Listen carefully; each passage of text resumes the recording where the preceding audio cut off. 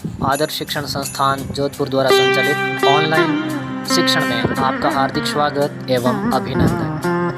Please like and subscribe this channel. नमस्कार साथियों। जय श्री कृष्ण।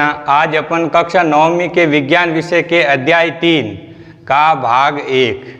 आज हमारा अध्याय 3 है परमाणु एवं अणु। तो आज अपन इसके बारे में पढ़ेंगे। तो सबसे पहले हमारे भारतीय दार्शनिक थे जिनका नाम था महर्षि कर्णाद। इन्होंने लगभग 500 ईसा पूर्व ही बता दिया था कि किसी भी पदार्थ या द्रव को विभाजित करते जाएं तो उसकी एक मूल अवस्था आती है, उसके पश्चात उसको और अधिक विभाजित नहीं किया जा सकता। अर्थात जो कण प्राप्त होता है वह अविभाज्य रहता है और इसी अविभाज्य कण का नाम महर्षि कर्णाद ने भी क्या रखा? पदार्थ रखा। उसके बाद हमारे एक भारतीय दार्शनिक और आए जिनका नाम था फकुदा कात्यायान। इन्होंने ये बोला कि ये कण सामान्यतः संयुक्त अवस्था में पाए जाते हैं और यदि हमें और संयुक्त अवस्थाओं के कारण से ही ये सारे जो कण होते हैं भिन्न भिन्न द्रव्य या पदार्थ में उपस्थित होते हैं। जैसे गैस अवस्था में है तो O2 है, ऑक्सीजन, नाइट्रोजन, अन्य बहुत सारी गैस हैं। ठोस अवस्था में है तो बहुत सारे कणों के रूप में, पदार्थ या यौगिक के रूप में पाए जाते हैं। उसके बाद एक ग्रीक दार्शनिक डेमोक्रिटस और ल्यूसिपस आए।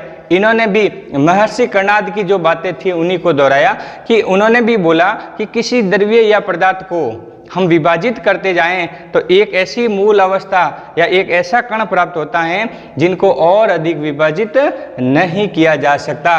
अर्थात वही अविभाज्य कण पदार्थ कहलाता है, मैटर कहलाता है।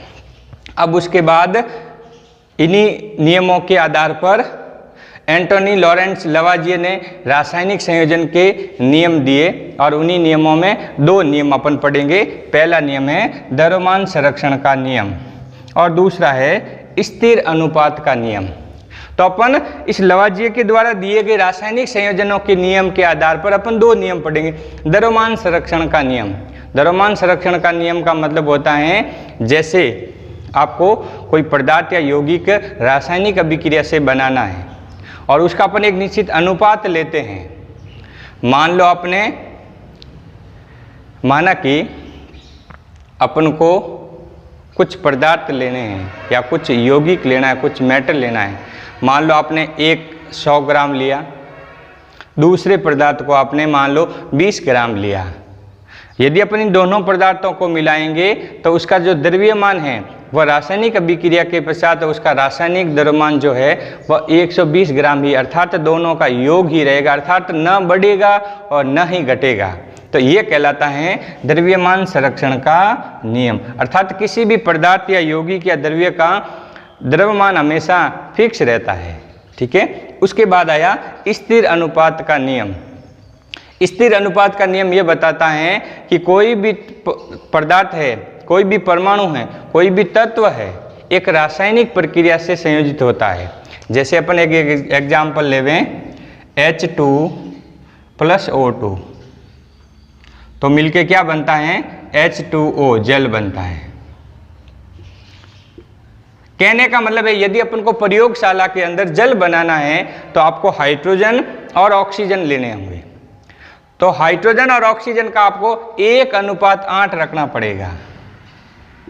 यदि आप इसे 1:8 के रूप में ही मिलाते हैं तो आपका जल बनेगा, नहीं तो नहीं बनेगा। तो कहने का मतलब ये है कि हर एक यौगिक या पदार्थ का पाए जाने वाले अणुओं का एक फिक्स अनुपात होता है, अर्थात उसी अनुपात में यदि अपन मिलाएंगे तो ही बनेगा। ऐसे अपन एक एग्जाम्पल और ले लें, H2 + N2 बराबर NH3 अमोनिया।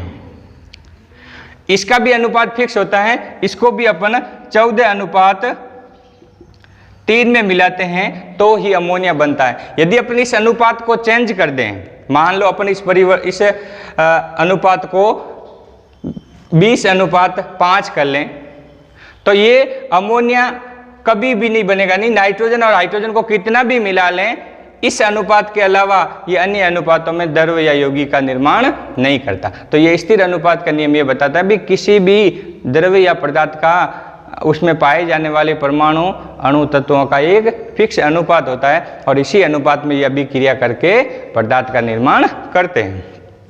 अब इन्हीं की बातों को आगे चलते हुए इन दोनों रासायनिक संयोजनों को लेते हुए या इनके द्रव्यमान संरक्षण का नियम और स्थिर अनुपात के नियमों को लेते हुए अंग्रेज रसायनज्ञ थे जिनका नाम था जॉन डाल्टन।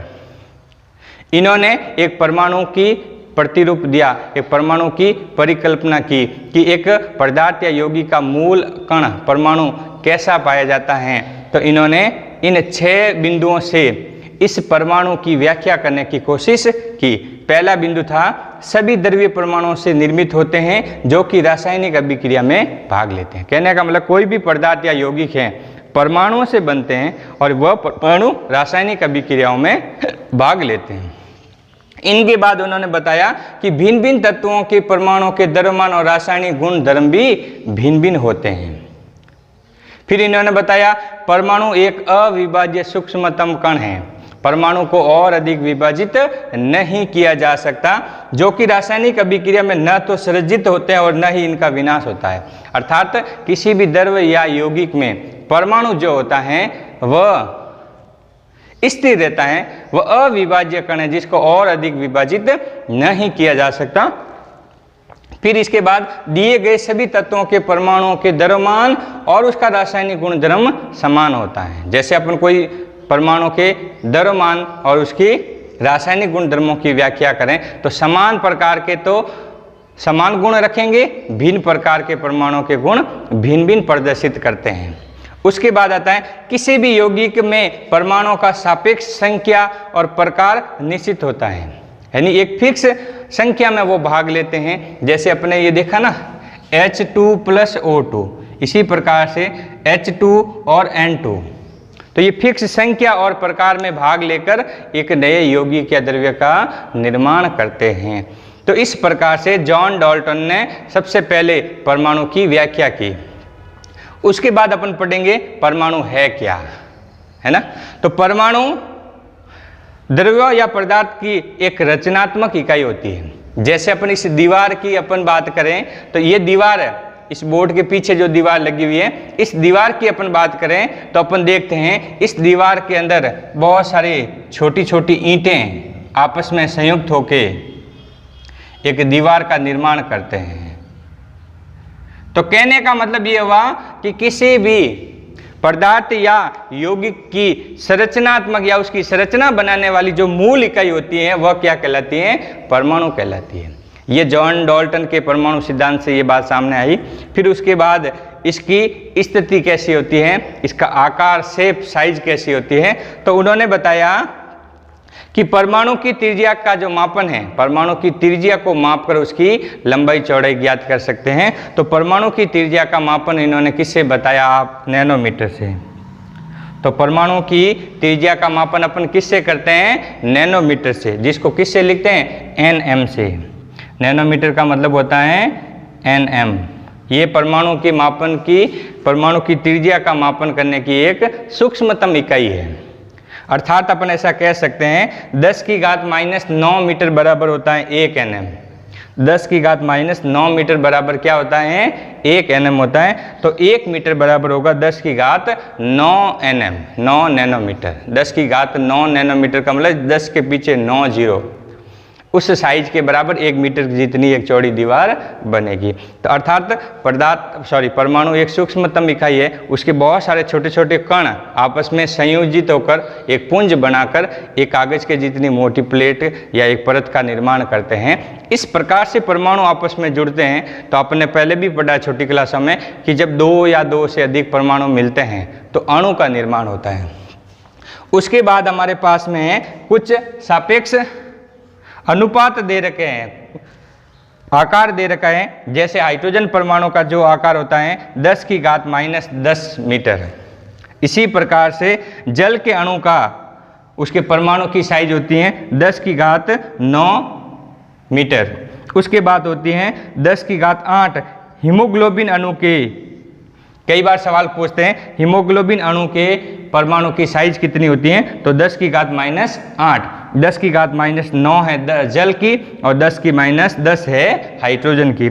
इसके बाद आता है 10 की घात -4 रेत के कण की साइज होती है। इसी प्रकार से 10 की घात -3 ये होती हैं चींटी की शरीर की, और फिर होते हैं सेब के कणों के 10 की घात -1। इस प्रकार से ये सापेक्ष आकार दे रखा है, एक दूसरे की तुलना कर रखी है, जिसमें 10 की घात -10 हाइड्रोजन परमाणु की और 10 की घात -1 सेब के कणों की, इस प्रकार से। नमस्कार, आज हमारा ये वीडियो यहीं पर रहेगा। आप इसको ज़्यादा से ज़्यादा लाइक शेयर करें और 9वीं क्लास के भैयों तक पहुंचाने की कोशिश करें। इसका जो गृह कार्य होगा वो मैं PDF फाइल में भेज दूँगा। धन्यवाद।